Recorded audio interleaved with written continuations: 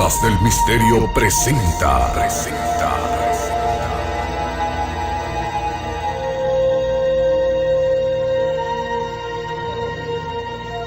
1948, el espectacular choque de un ovni.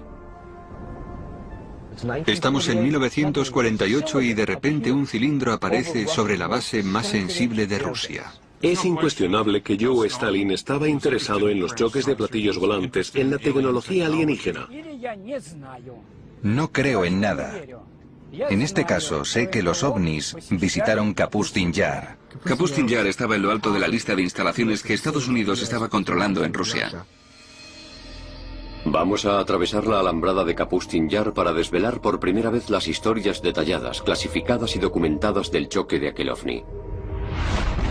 ¿Acaso la investigación que siguió a este hecho contribuyó a que los soviéticos ganaran la carrera espacial? Estoy seguro de que los rusos han hecho lo indecible por invertir la ingeniería a cualquier cosa que encontraran, tanto si provenía de Estados Unidos, de Alemania o del exterior. Empezaremos viendo estas imágenes de reconocimiento insólitas procedentes de esta base secreta. Es la primera vez que se hace pública una imagen de esta calidad de Kapustin Yar. Y nos meteremos bajo tierra para tener una visión exclusiva del Centro de Investigación OVNI de Kapustin Yar. Enterraron las instalaciones más secretas dentro de la base, que era secreta incluso para la propia base. El hecho que tuvo lugar en Kapustin Yar en 1948 continúa siendo un enigma de la era soviética. Un acontecimiento decisivo que los investigadores de OVNI siguen llamando el Roswell ruso.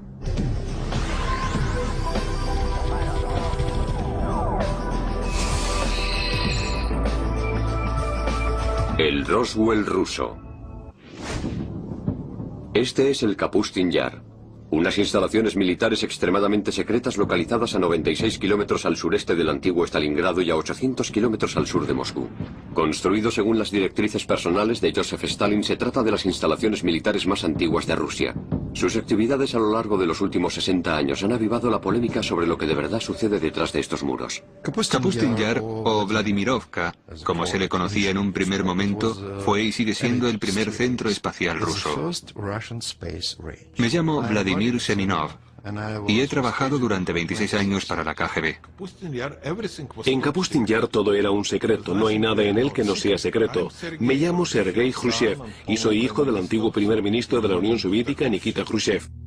Algo menos de un año después del accidente de Roswell que copara los titulares de todo el mundo, muchos creyeron que esta base rusa podía haber vivido encuentros históricos y un choque único con un ovni.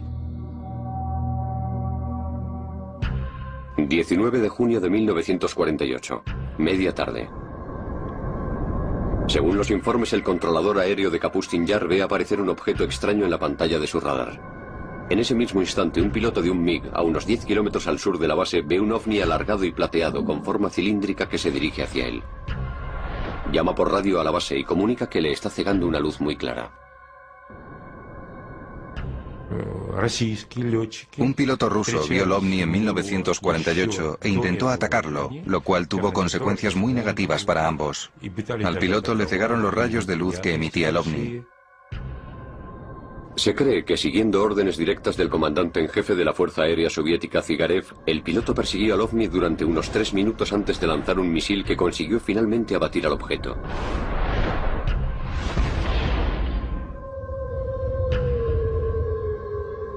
Pero al contrario que con el Roswell, este choque nunca salió en los periódicos. Estamos en 1948 y es una base aérea secreta. De repente aparece un cilindro sobre la base aérea más sensible de Rusia. Despegan los MiGs, es un combate aéreo, los pilotos rusos son buenos. Puedo ver aquel avión colocándose encima de la nave, los MiGs disparando sus cohetes mientras el arma de rayos de partículas hace explotar el MiG y ambos caen. Los informes indican que el piloto cegado, en un último intento por recuperar el control de su MiG, fue golpeado por las armas del objeto y murió dentro de su avión. ¿Qué utilizaron los alienígenas que estaban lanzando? Lo que probablemente estuvieran utilizando fue un arma de rayos de partículas. Sabemos lo que usó el MiG, que era lo que los rusos utilizaban entonces. El MiG disparaba sus balas, sus cohetes y las primeras versiones de un misil. Aquel MiG fue capaz de romper el áurea antigravitacional que rodeaba a la nave. El objeto con forma cilíndrica no pudo mantenerse más tiempo en el aire y se estrelló. Y los equipos rusos de recogida, entusiasmados por recibir su primera nave espacial, saltan sobre aquello y se lo llevan bajo tierra a Zhitkur. Entonces empieza el programa OVNI secreto de Rusia. Soy Bill Burns, editor de la revista UFO. Afrontémoslo, todo el mundo quiere echarle el lazo a un platillo volante. Es una fuente maravillosa de armas y de sistema de defensa. Soy Stanton Friedman, soy físico nuclear, profesor y ufólogo. Este choque de 1948 es uno de los muchos extraños acontecimientos que han convertido a Kapustin Yar en una versión incluso más mítica que el Roswell de Estados Unidos y el Área 51. Los soviéticos tenían que hacerse con lo que teníamos nosotros, que era el choque de Roswell. Contábamos con el almacén tecnológico que desarrollamos a principios de la década de los 60 gracias al Roswell. Los rusos no tenían algo así. ¿Cómo conseguir esa tecnología? No viene caída del cielo. Hay que buscarla. Y los rusos la buscaron embarcándose en misiones suicidas. Cualquier cosa que pudieran hacer sus pilotos de MiG para abatir una nave extraterrestre, valía. Desde el momento de su construcción a principios de 1940, Kapustin Yar ha estado envuelto en el secretismo. Es un lugar en el que se dice que enviaban a los investigadores más importantes de la Unión Soviética y a los especialistas científicos y militares para desarrollar tecnología de alta gama para la Guerra Fría y armamento. Lo sé todo porque pasé meses y años en Kapustin Yar trabajando allí, probando nuestros misiles de crucero, diseñados para que los submarinos soviéticos hundieran los portaaviones estadounidenses. Kapustin Yar era uno de los pocos lugares en una lista de instalaciones de la que la inteligencia de Estados Unidos quería obtener imágenes. Allí se hacen principalmente tres cosas: prueba misiles tierra-aire, prueba misiles balísticos tierra-tierra y prueba de misiles de lanzamiento o misiles crucero. Allí realizan estas tres pruebas, muy interesante para la inteligencia de Estados Unidos. De hecho, el edificio de la base era tan secreto que cuando el ejército soviético se inquietó al pensar que una ciudad estaba demasiado cerca, sus residentes fueron evacuados y la ciudad fue simplemente eliminada. El nombre de la ciudad: Zhitkur. Zhitkur era una pequeña ciudad a pocos kilómetros del complejo de pruebas de Kapustin Yar. Probablemente lo que sucedió es que los rusos decidieron que, como la gente veía las pruebas que se estaban realizando, lo mejor era cerrar aquella ciudad. Numerosos investigadores creen que el nombre de Zhitkur fue consecuentemente asignado al Centro de Investigación Subterráneo de Alta Gama sobre OVNIs bajo Kapustin Yar. Existe la idea de que en Zhitkur y en Kapustin Yar hay una zona de almacenamiento de ovnis estrellados, de cadáveres de los visitantes y de miembros de las tripulaciones. Zhitkur es de alguna forma lo que Área 51 es para Nellis AFB en el lago Groom de Nevada. Los distintos países tienen distintos lugares en los que desarrollan su tecnología de ovnis, y lo que hacen es intentar descomponerla, ver su composición e intentar invertir la ingeniería.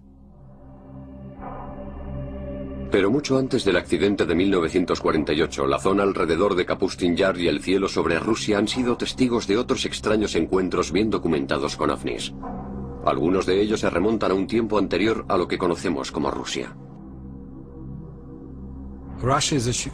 Rusia ocupa un territorio inmenso.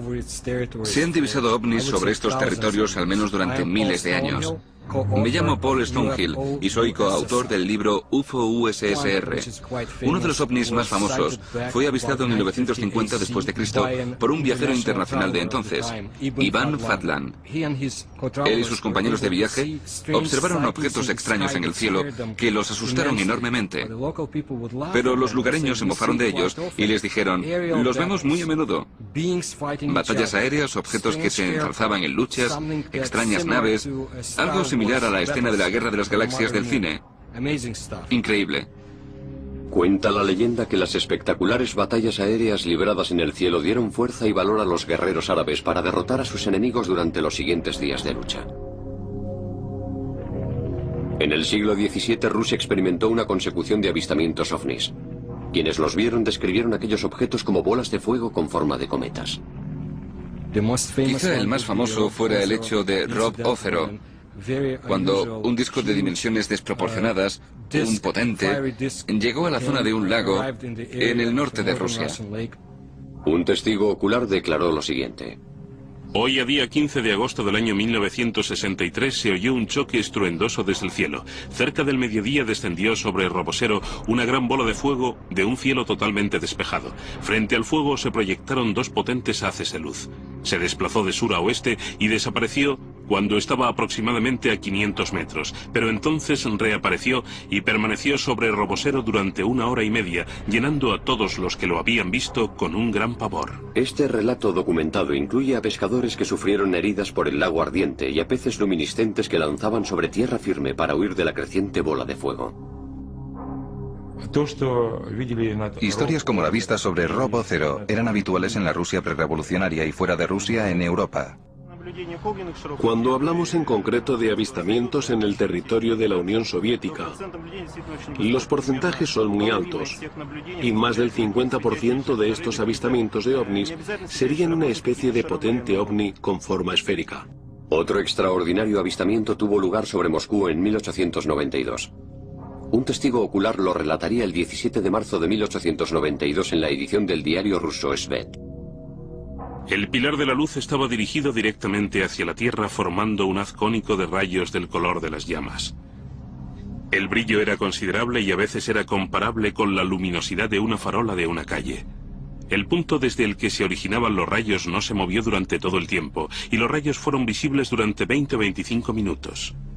A pesar de que se han avistado enormes bolas de fuego sobre Rusia durante siglos, no ha habido ningún acontecimiento más sobrecogedor que el que arrasó el bosque siberiano de Tunguska en 1908. Por supuesto, fue una de las teorías que afirma que no era un cometa ni un meteorito, que en realidad era una nave espacial.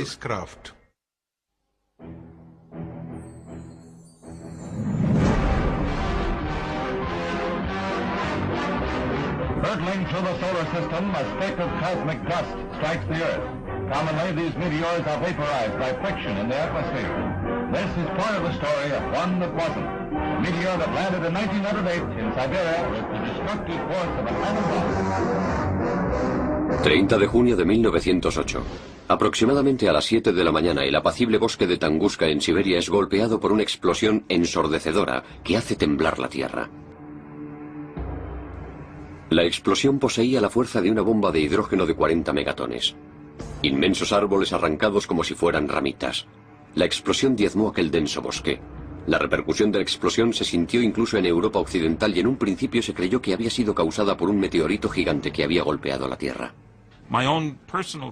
Mi conclusión personal es que se trataba de, digamos, una manifestación de la madre naturaleza, pero no había ninguna inteligencia detrás de lo que sucedió allí. No fue un cohete que nos indicara que los alienígenas nos están observando a los terrícolas.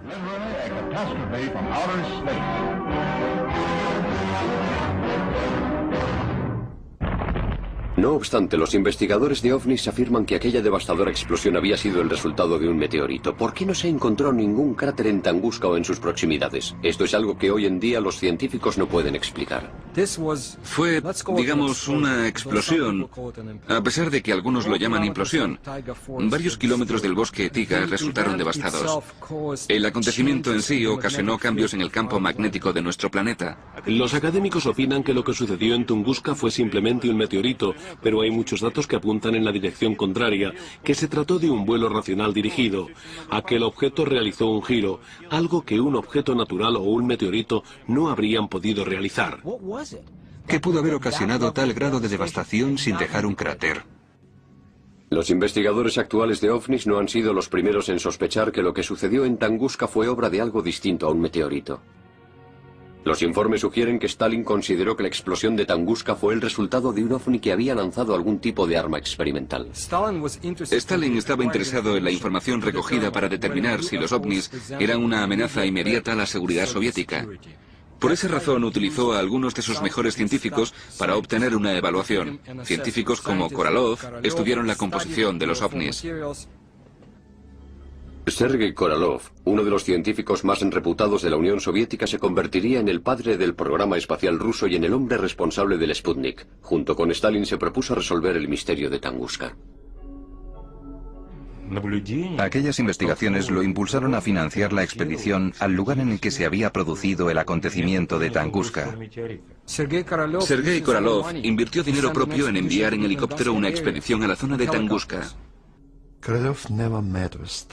Korolev y Stalin nunca se conocieron. Algunos investigadores intentaron demostrar que Korolev sí se había reunido con Stalin, pero no encontraron ninguna prueba. Stalin imaginaba que podía haber sido en verdad una nave espacial. Quería encontrar los fragmentos de aquella nave, recomponerlos y recrear el objeto con objetivos militares. Inicialmente, Korolev encontró que muchas de las cicatrices físicas producidas en Tunguska seguían visibles. Pero el descubrimiento más sorprendente apareció en forma de fragmentos metálicos radiactivos encontrados en el lugar de los hechos, restos poco habituales de un asteroide o de un meteorito. Si se sigue la trayectoria de vuelo del objeto de Tunguska y se va más allá del lugar del choque, se llega a una zona que los ufólogos rusos llaman el cementerio del demonio. Se trata de una zona de 300 metros cuadrados en la que no crece ni una planta y en la que mueren todos los animales. Una zona que además tiene unos niveles de radioactividad más altos de lo normal. Se trata de las consecuencias de un posible fragmento metálico radiactivo resultante del choque. Los niveles de radiación eran una realidad. Los meteoritos no bajan con ese nivel de radiación, así que una de las historias es que era una nave nodriza que había explotado. Se cree que Korolev le dijo en secreto a Stalin que el accidente de Tunguska había sido provocado en verdad por un ovni, del que se habían encontrado fragmentos por toda la zona. No obstante, en su informe oficial extremadamente secreto, se comenta que Korolev le contó una historia muy distinta. La versión oficial era que en Tunguska había chocado un meteorito gigante.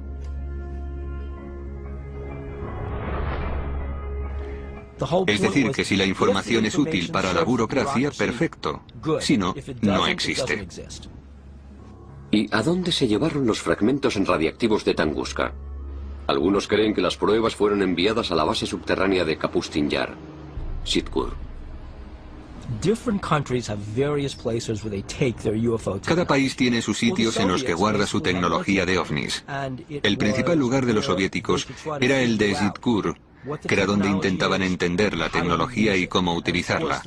Obviamente la seguridad que rodea esas bases es una seguridad letal. ¿Es posible que el equipo de científicos de Stalin que estaba en el laboratorio subterráneo de Sitkur estuviera utilizando restos del OVNI para avanzar en sus primigenios programas espaciales y de defensa con misiles? Tenían a un par de personas, un par de hombres dirigiendo el programa que se ocupaban de los avances del programa espacial. Soy Fred Kulik de Caltech. El líder del programa espacial estaba en contacto directo con Stalin y posteriormente con Khrushchev. En su búsqueda por adquirir la tecnología OVNI para derrotar a los estadounidenses en la carrera espacial, se ha publicado que los oficiales militares soviéticos ordenaron a los pilotos de los MiGs que abatieran a los OVNIs igual que en la Segunda Guerra Mundial, justo antes del choque de 1948 del Roswell ruso. Eso nos da una doble preocupación sobre los OVNI. Por un lado, quieres que la nueva tecnología supere a la tecnología aérea del otro. Y por otra, necesitamos estar alerta de sus novedades. Al final, lo que quieres es que tus chicos lo abatan. En su búsqueda por adquirir la tecnología OVNI para derrotar a los estadounidenses en la carrera espacial, se ha publicado que los oficiales militares soviéticos ordenaron a los pilotos de los MiGs que abatieran a los OVNIs igual que en la Segunda Guerra Mundial, justo antes del choque de 1948 del Roswell ruso. La CIA tenía agentes en la Unión Soviética en 1950 que afirmaban haber visto ovnis. La CIA estaba muy interesada en lo que estaba pasando en la Unión Soviética. En las primeras etapas de la Guerra Fría, el lugar soviético de pruebas militares de Kapustin Yar se convirtió en un hervidero de la actividad secreta. Una actividad en la que se incluían pruebas de armas avanzadas de misiles y de cohetes.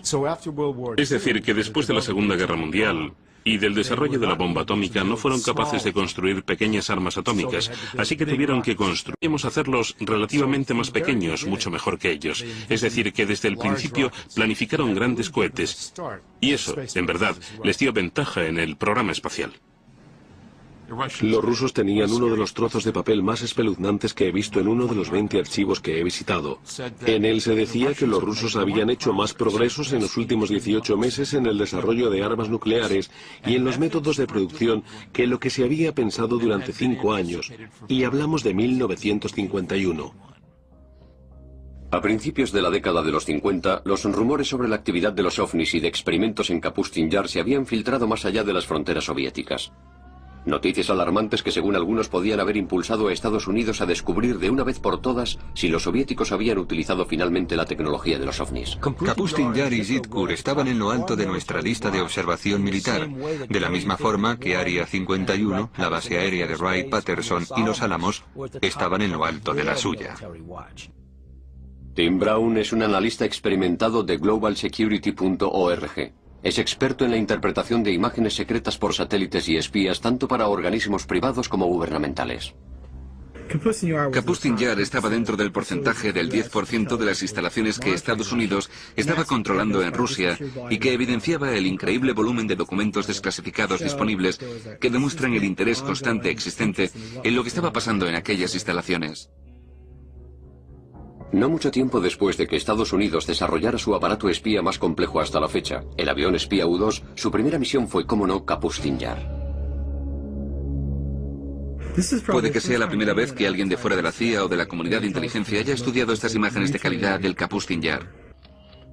Aquellas fotos de reconocimiento del U-2 nunca vistas hasta entonces aportaban una perspectiva detallada a la base militar secreta. Una de las cosas que se ven son distintas actividades en lugares de pruebas en diferentes momentos. Los rusos no solo probaban aquí sus misiles, sino que también entrenaban allí a las tropas que los utilizarían. Así que hacían instrucciones con misiles, preparaciones de pruebas y lanzamientos de prueba.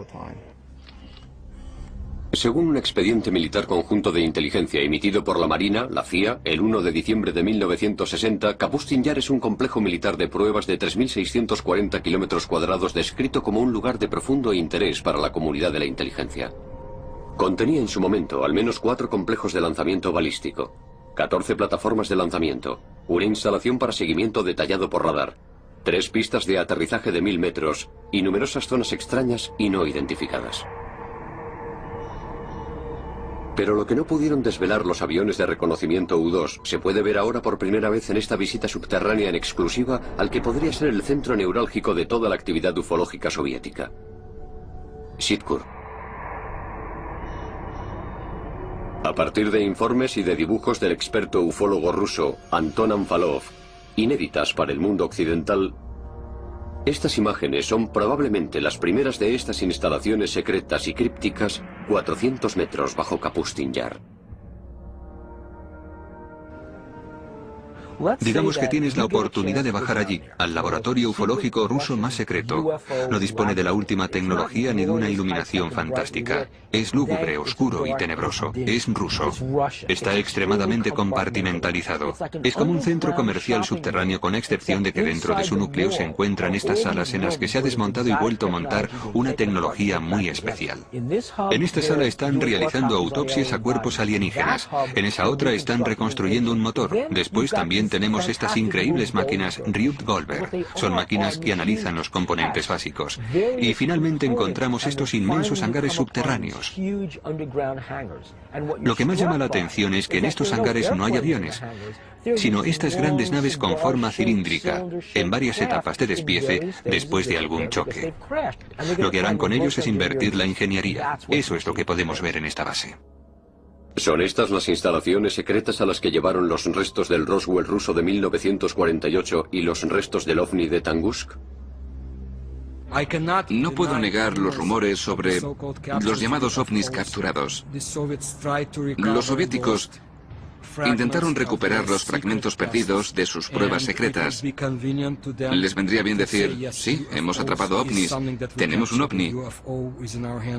Pero, ¿qué sentido tendría que guardaran tanto secretismo sobre los ovnis? ¿Es posible que estas instalaciones experimentales escondidas tan celosamente estuvieran especializadas en la ingeniería inversa con el objetivo de acabar con Estados Unidos? Si Kapustin Yar es donde se está realizando un trabajo tan avanzado de cohetes, naves, armamento, armas por láser y otros elementos de ese tipo, donde es impredecible la alta seguridad y un buen entorno para los científicos y para instalaciones computerizadas, uno tiende a pensar que allí es donde están llevando a cabo sus investigaciones avanzadas sobre ovnis. No ovnis 101 o 404, eso es algo natural. Y por supuesto tendrías bases subterráneas, protección contra naves intrusas y estarías atento a los aviones U-2. Otro dato misterioso de Kapustin Yar es que hay muchas figuras extrañas en el terreno. ¿Es posible que Stalin y Korolev hubiesen dispuesto estratégicamente aquellas figuras para atraer ovnis a la base? Algunos investigadores creen que los rusos podrían haber tomado prestada esa idea de las antiguas civilizaciones. Se dice que las pirámides habían sido construidas con formas geométricas y con diseños destinados a atraer a los habitantes de otros mundos. Si observamos Kapustin Yar desde el aire, hay muchas instalaciones y demarcaciones, formas que para un ojo no experto parecerían formas de otro planeta. Puede que se parezcan a algo visto en las culturas de Sudamérica, o en la cultura maya, o a círculos de cultivo. Entre los choques documentados de ovnis y la investigación ultrasecreta, ¿cómo alardearon los soviéticos de sus avances en Kapustin Yar? Now there was a new date for Russian youngsters to remember. October 4, 1957, when Sputnik, the first Earth satellite, was launched. 4 de octubre de 1957. El programa espacial de la Unión Soviética lanza con éxito a orbitar el primer satélite artificial del mundo. In the history of the Earth, no other event had captured the imagination of so many people as this first step into space. 4 años más tarde, Rusia vuelve a derrotar a los estadounidenses lanzando al espacio a Yuri Gagarin, el primer vuelo en órbita a la Tierra dirigido por personas. 2 hitos que colocaron a la Unión Soviética en posición destacada dentro de la tan competitiva carrera espacial.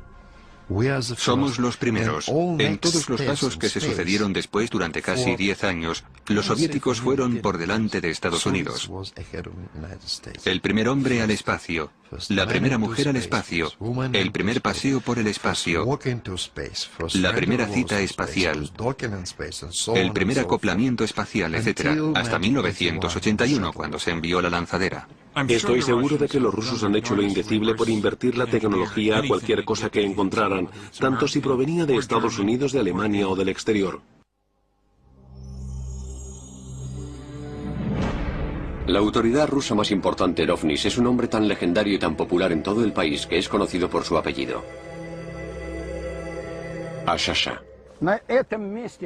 En este punto, donde aterrizó el ovni, un equipo estadounidense hace la primera filmación.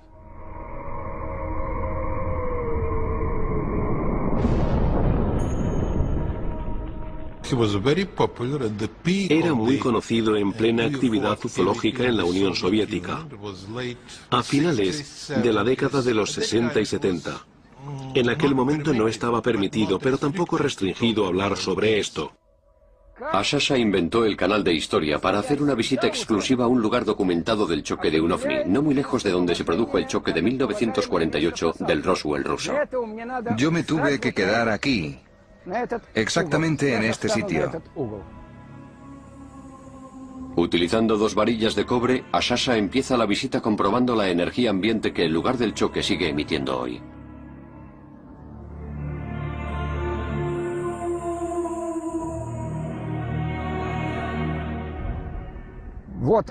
Ahí está, una señal negativa. Es ahí.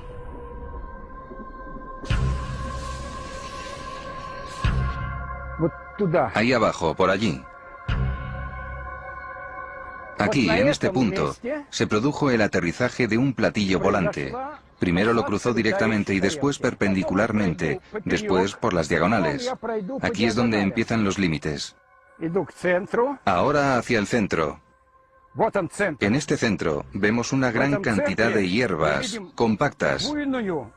Y lo más importante es que...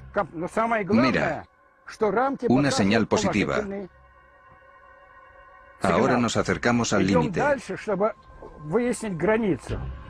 Ahora están neutras. Aquí está la otra parte del límite. Desde aquí hasta allí. Ahora me alejo del centro, hacia el otro lado.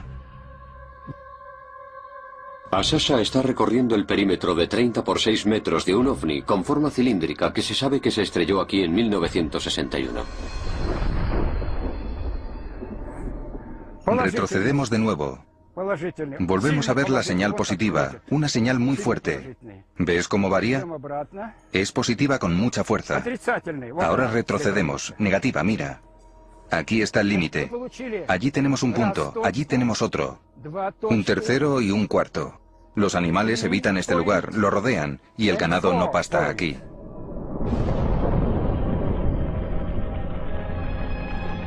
Sí, hay una energía desconocida que, como demuestra la experiencia, afecta a la gente de forma negativa. Te cambia el pulso. El ritmo de los latidos, te quedas sin aire, empiezas a sudar. No te aconsejo que te quedes aquí más tiempo, pero ya ha sido perjudicial. Venga, vámonos de aquí, a un sitio normal, donde ninguna fuerza desconocida nos influya y actúe sobre nosotros.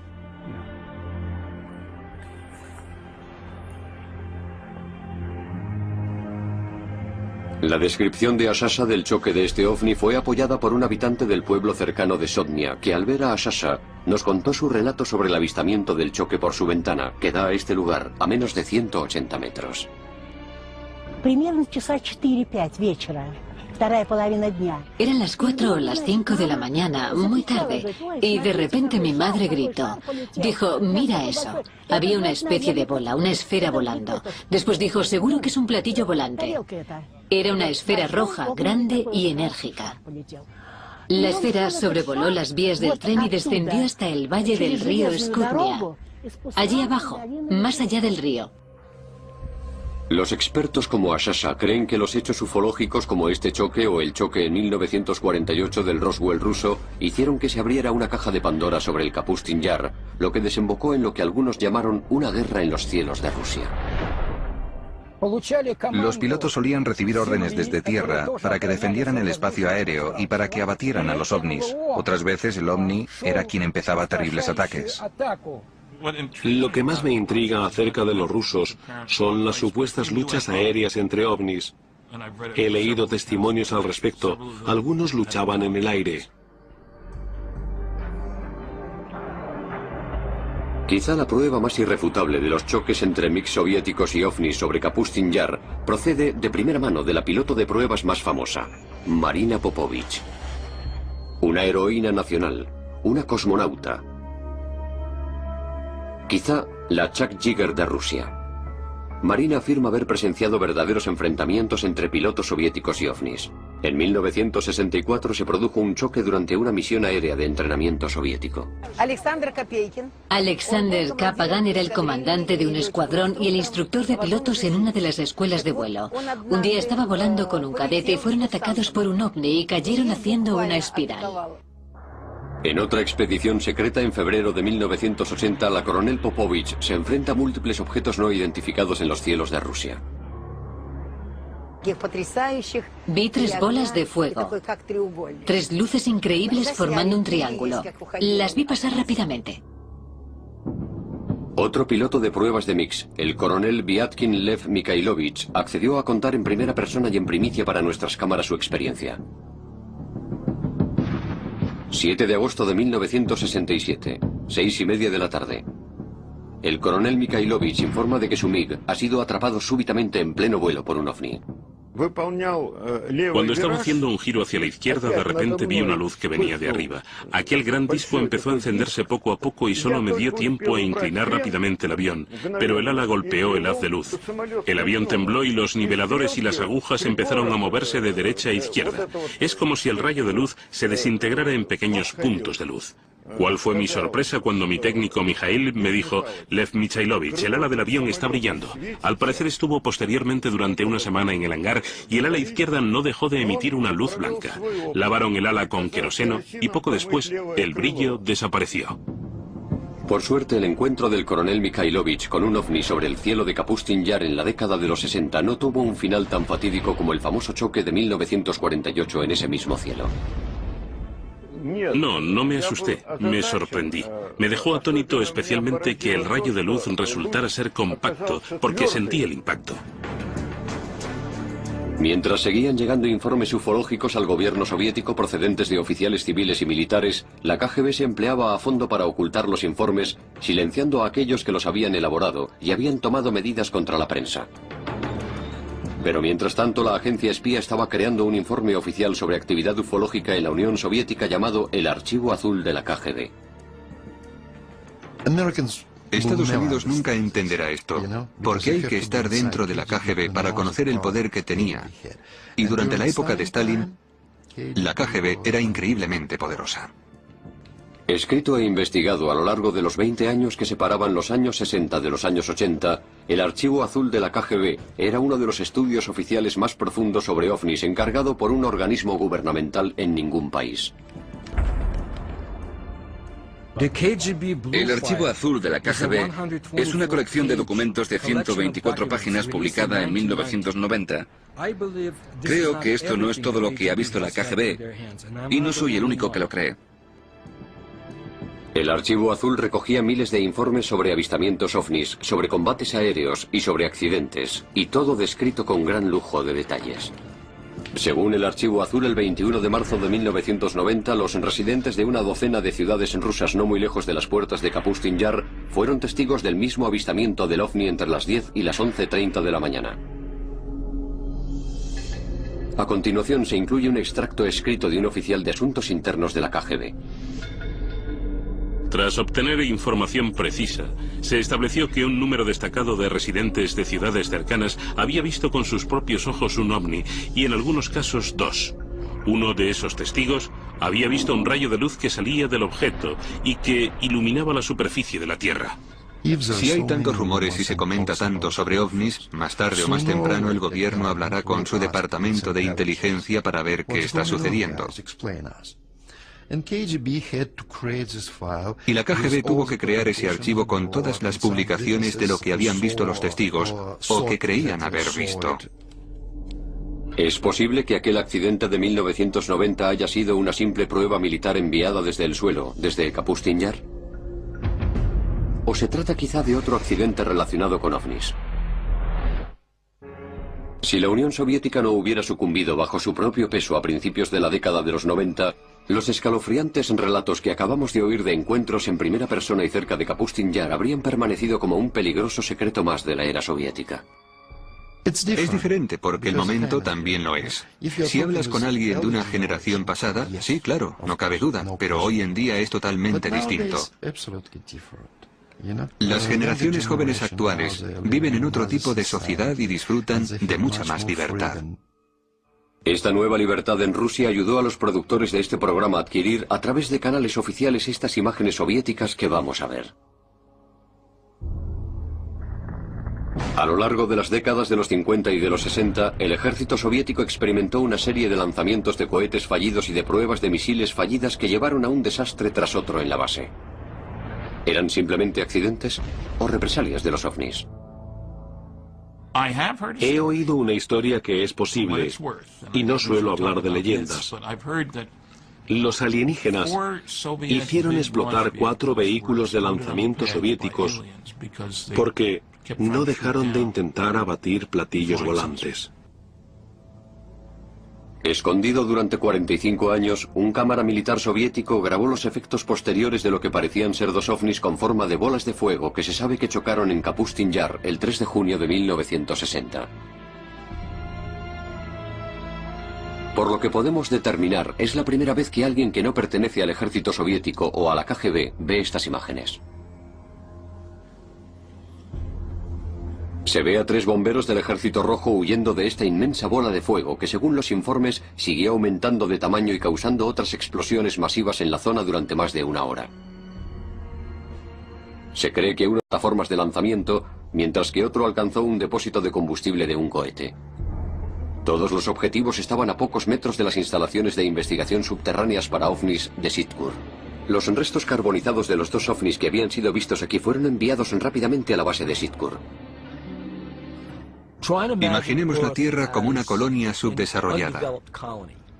Y al igual que Estados Unidos y la Unión Soviética libraron guerras políticas cruzando mares, imaginemos que los alienígenas quieren nuestros recursos y que están luchando por la Tierra igual que Estados Unidos y la Unión Soviética se pelearon por otros territorios después de la Segunda Guerra Mundial. ¿Cómo es posible que todos aquellos acontecimientos tan sorprendentes hayan quedado a la sombra de la opinión pública durante tantos años? En la época anterior e inmediatamente posterior a Stalin, todo estaba restringido, por lo que no se permitía hablar de esto. En la época de Stalin, simplemente te mandaban a la cárcel. ¿Es posible atribuir todos estos relatos sobre ovnis y el rastro desvelado de pruebas de ovnis a una explicación lógica? ¿O puede que estos extraños acontecimientos pasen de verdad en Rusia? Una corresponsal de uno de los periódicos estadounidenses de mayor tirada dice que sí. En mayo de 2005 llegaron unos informes a la oficina de Moscú en Los Angeles Times, según los cuales un lago a unas 3 horas de Moscú había simplemente desaparecido. Fuimos allí porque oímos que había desaparecido y pensé, esta historia no me la creo. Kim Murphy visitó la zona días más tarde. Su relato fue publicado en la página frontal del periódico el 27 de mayo de 2005. Llegamos allí y vimos aquel inmenso agujero vacío en el suelo.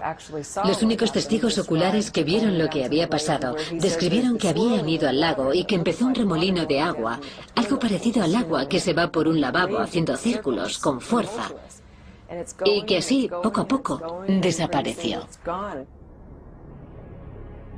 Desde lagos que desaparecen a bolas de fuego en el cielo, pasando por ataques documentados de ovnis con forma cilíndrica, Rusia sigue siendo una tierra de increíbles misterios. A día de hoy todavía continúan los trabajos de investigación en Kapustin Yar y en Sitkur, y la base sigue siendo un potente centro neurálgico para la actividad ufológica. Según uno de los investigadores, en 1989 se produjo un accidente en Kapustin Yar, y más recientemente, los restos de un choque en Polonia en 1997 se trasladaron a Kapustin Yar para ser analizados. Algunos de los movimientos políticos recientemente realizados por el presidente Vladimir Putin han hecho que desde Occidente algunos acusen a este gobierno de cerrar el telón de acero una vez más en la vibrante Rusia actual. Día tras día la gente se cuestiona y se preocupa, pensando si la Rusia de Putin es una Rusia mucho más autoritaria que la de Yeltsin. Saben que la información sobre ovnis no está tan disponible en Rusia con la misma facilidad que antes.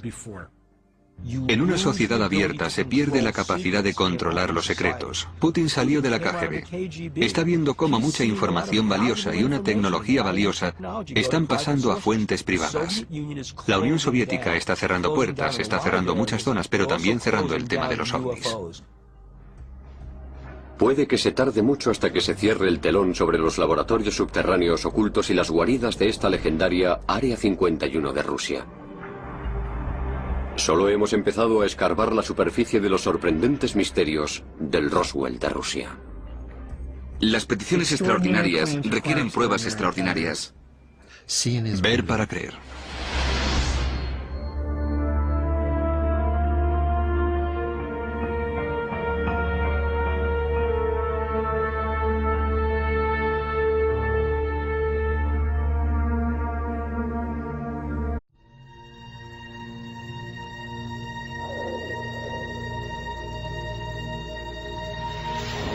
Ondas del Misterio presenta.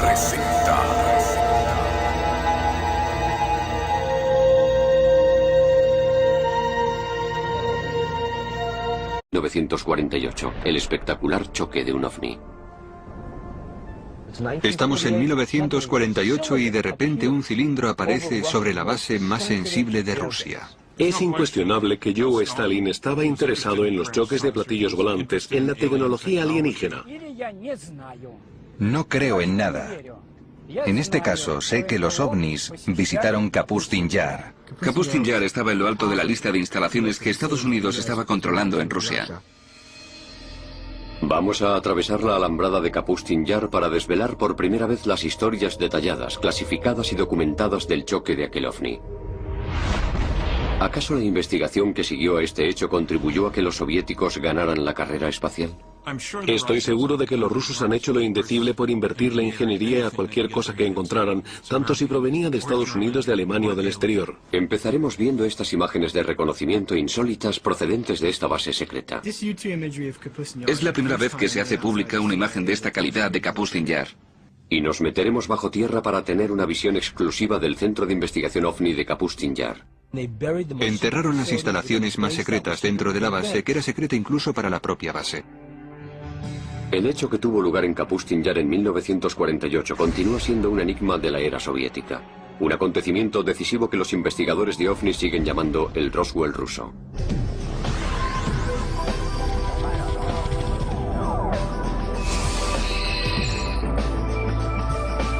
El Roswell ruso. Este es el Kapustin Yar, unas instalaciones militares extremadamente secretas localizadas a 96 kilómetros al sureste del antiguo Stalingrado y a 800 kilómetros al sur de Moscú. Construido según las directrices personales de Joseph Stalin, se trata de las instalaciones militares más antiguas de Rusia. Sus actividades a lo largo de los últimos 60 años han avivado la polémica sobre el lanzamiento o misiles crucero. Allí realizan estas tres pruebas, muy interesante para la inteligencia de Estados Unidos.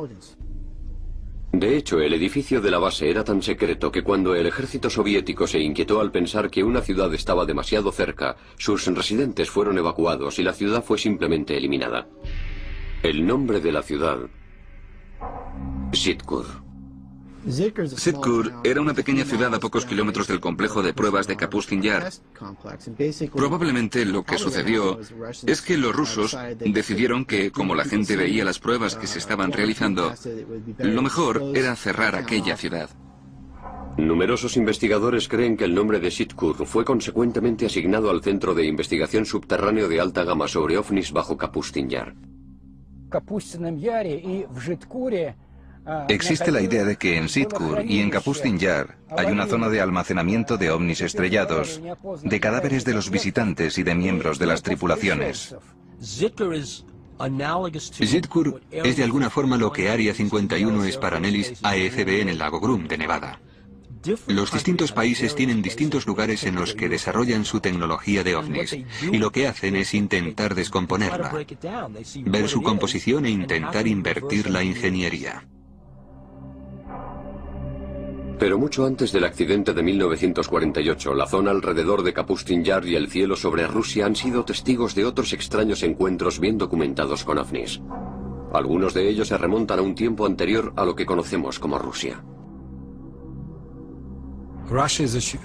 Rusia ocupa un territorio inmenso. Se han divisado ovnis sobre estos territorios al menos durante miles de años. Me llamo Paul Stonehill y soy coautor del libro UFO-USSR. Uno de los ovnis más famosos fue avistado en 1950 después de Cristo por un viajero internacional de entonces, Ivan Fadlan. Él y sus compañeros de viaje observaron objetos extraños en el cielo que los asustaron enormemente. Pero los lugareños se mofaron de ellos y les dijeron: los vemos muy a menudo. Batallas aéreas, objetos que se ensalzaban en luchas, extrañas naves, algo similar a la escena de lo que de verdad sucede detrás de estos muros. Kapustin Yar, o Vladimirovka, como se le conocía en un primer momento, fue y sigue siendo el primer centro espacial ruso. Me llamo Vladimir Seminov y he trabajado durante 26 años para la KGB. En Kapustin Yar todo era un secreto, no hay nada en él que no sea secreto. Me llamo Sergei Khrushchev y soy hijo del antiguo primer ministro de la Unión Soviética, Nikita Khrushchev. Algo menos de un año después del accidente de Roswell que copara los titulares de todo el mundo, muchos creyeron que esta base rusa podía haber vivido encuentros históricos y un choque único con un ovni. 19 de junio de 1948, media tarde. Según los informes, el controlador aéreo de Kapustin Yar ve aparecer un objeto extraño en la pantalla de su radar. En ese mismo instante, un piloto de un MiG a unos 10 kilómetros al sur de la base ve un ovni alargado y plateado con forma cilíndrica que se dirige hacia él. Llama por radio a la base y comunica que le está cegando una luz muy clara. Un piloto ruso vio el ovni en 1948 e intentó atacarlo, lo cual tuvo consecuencias muy negativas para ambos. Al piloto le cegaron los rayos de luz que emitía el ovni. Se cree que siguiendo órdenes directas del comandante en jefe de la Fuerza Aérea Soviética Zigarev, el piloto persiguió al ovni durante unos 3 minutos antes de lanzar un misil que consiguió finalmente abatir al objeto.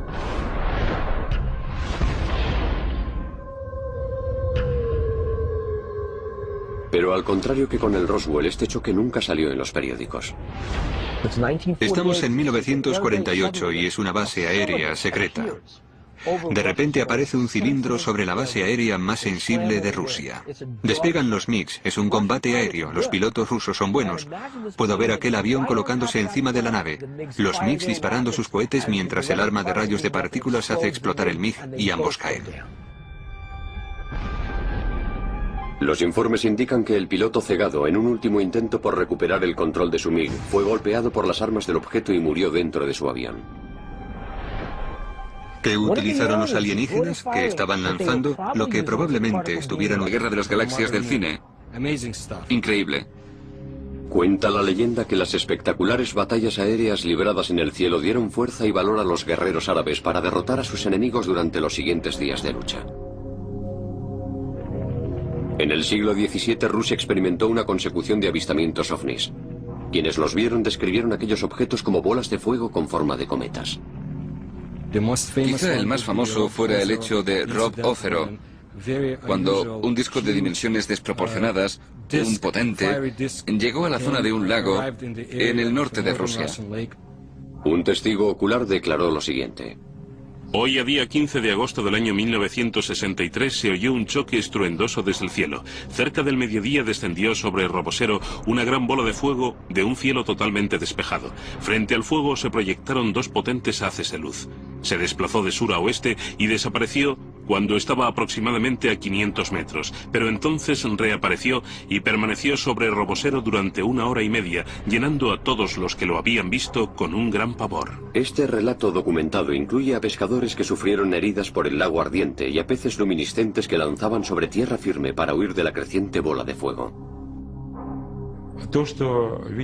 Historias como la vista sobre Robo Zero eran habituales en la Rusia prerrevolucionaria y fuera de Rusia en Europa. Cuando hablamos en concreto de avistamientos en el territorio de la Unión Soviética, los porcentajes son muy altos y más del 50% de estos avistamientos de ovnis serían una especie de potente ovni con forma esférica. Otro extraordinario avistamiento tuvo lugar sobre Moscú en 1892. Un testigo ocular lo relataría el 17 de marzo de 1892 en la edición del diario ruso Svet. El pilar de la luz estaba dirigido directamente hacia la Tierra, formando un haz cónico de rayos del color de las llamas. El brillo era considerable y a veces era comparable con la luminosidad de una farola de una calle. El punto desde el que se originaban los rayos no se movió durante todo el tiempo, y los rayos fueron visibles durante 20 o 25 minutos. A pesar de que se han avistado enormes bolas de fuego sobre Rusia durante siglos, no ha habido ningún acontecimiento utilizando fue un arma de rayos de partículas. Sabemos lo que usó el MiG, que era lo que los rusos utilizaban entonces. El MiG disparaba sus balas, sus cohetes y las primeras versiones de un misil. Aquel MiG fue capaz de romper el áurea antigravitacional que rodeaba a la nave. El objeto con forma cilíndrica no pudo mantenerse más tiempo en el aire y se estrelló. Y los equipos rusos de recogida, entusiasmados por recibir su primera nave espacial, saltan sobre aquello y se lo llevan bajo tierra a Zivkur.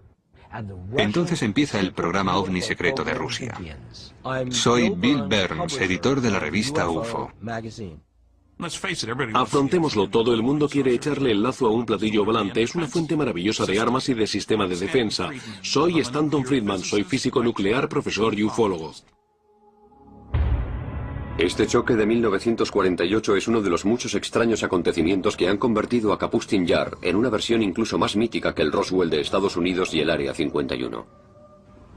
Los soviéticos tenían que hacerse con lo que teníamos nosotros, que era el choque de Roswell. Contábamos con el almacén tecnológico que desarrollamos a principios de la década de los 60 gracias al Roswell. Los rusos no tenían algo así. ¿Cómo conseguir esa tecnología? No viene caída del cielo. Hay que buscarla. Y los rusos la buscaron embarcándose en misiones suicidas. Cualquier cosa que pudieran hacer sus pilotos de MiG para abatir una nave extraterrestre valía. Desde el momento de su construcción a principios de 1940, Kapustin Yar ha estado envuelto en el secretismo. Es un lugar en el que se dice que enviaban a los investigadores más importantes de la Unión Soviética y a los especialistas científicos y militares para desarrollar tecnología de alta gama para la Guerra Fría y armamento. Lo sé todo porque pasé meses y años en Kapustin Yar trabajando allí, probando nuestros misiles de crucero, diseñados para que los submarinos soviéticos hundieran los portaaviones estadounidenses. Kapustin Yar era uno de los pocos lugares en una lista de instalaciones de la que la inteligencia de Estados Unidos quería obtener imágenes. Allí se hacen principalmente tres cosas: prueba misiles tierra-aire, prueba misiles balísticos tierra-tierra y prueba de misiles